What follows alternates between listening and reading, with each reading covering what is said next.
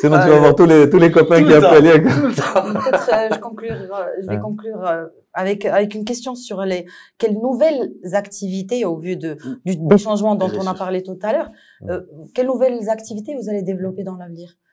Et quelles perspectives vous... Il y a une question qu'on n'a pas posée. Mais qu'est-ce qui rapporte le plus? On n'a pas posé la question. Qu'est-ce qui vous... Le segment... Oui, le segment qui vous rapporte le plus. Important. D'accord. Là, je te dis, ce qui est intéressant, c'est de bâtir des choses qui sont durables dans le temps. Parce que quelque chose peut être rentable un jour et disparaître. La relation client est toujours...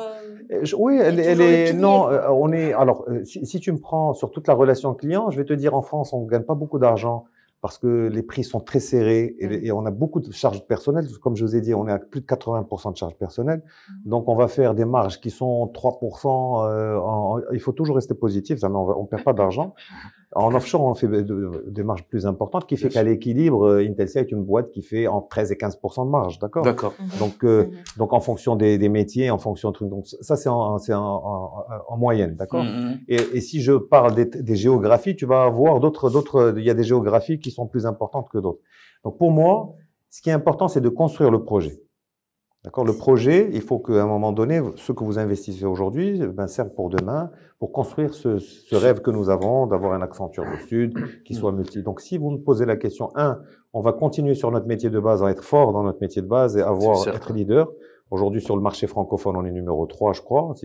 Entre numéro 2, numéro 3. Sur le marché portugais, on est numéro 2. Sur le marché espagnol, on est numéro 5. Et sur les États-Unis, on vient de rentrer. Donc, voilà les positions que nous avons.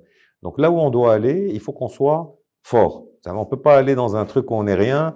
Donc, comme je vous avais dit la dernière fois, là où on est employeur de référence. Aujourd'hui, si on va en Tunisie, aujourd'hui, quand on a récupéré Coriolis, il y avait 200 personnes en Tunisie.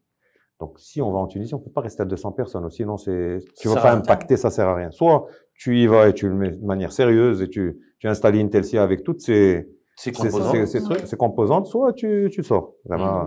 Et donc, c'est un petit peu, et si demain on est en Égypte, d'abord en Égypte, on est allé, on a vu les locaux parce qu'on a récupéré un sous-traitant, donc on les a récupérés, on va changer de locaux, on va mettre les locaux au standard d'Intelsia.